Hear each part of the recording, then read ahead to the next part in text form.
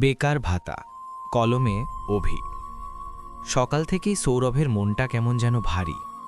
আজ সে বেকার ভাতার ফর্ম জমা দিতে যাবে। হাতে একটা নীল ফাইল, ভেতরে সার্টিফিকেট, আধার কার্ডের কপি, মার্কশিট আর অসংখ্য স্বপ্ন। কলেজে পড়ার সময় কত স্বপ্ন ছিল তার। ভেবেছিল চাকরি পাবে, বাবা মায়ের কষ্ট কমাবে, ছোট বোনের পড়ার খরচ নিজেই দেবে।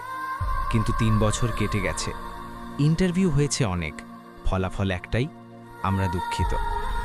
আজ সে লাইনে দাঁড়িয়ে আছে নলহাটি ব্লকের অফিসে। চারপাশে তার মতোই অনেক যুবক যুবতী। কারোর চোখে রাগ, কারোর চোখে লজ্জা, কারোর চোখে শুধুই ক্লান্তি। পাশে দাঁড়ানো এক ছেলেটা বলল, ভাই, তুই কতদিন ধরে বেকার?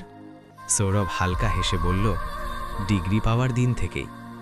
দুজনেই হেসে উঠল। সে হাসির মধ্যে কষ্ট ছিল, আবার একটু সাহসও ছিল। বাড়িতে মা আজ সকালে চুপচাপ ভাত বাড়ছিল, কিছু বলেনি, কিন্তু চোখে প্রশ্ন ছিল, কবে সব ঠিক হবে? সৌরভ ফর্মটা জমা দিল, কাগজে একটা সিল পড়ল। হয়তো কিছুদিন পরে মাসে কয়েক হাজার টাকা পাবে। টাকাটা খুব বেশি নয়, কিন্তু সেটা শুধু টাকা নয়, এটা একটা স্বীকৃতি যে তার লড়াইটা সত্যি। বাড়ি ফেরার পথে সে ভাবল, আমি ভাতা নিতে আসিনি, আমি সময় কিনতে এসেছি।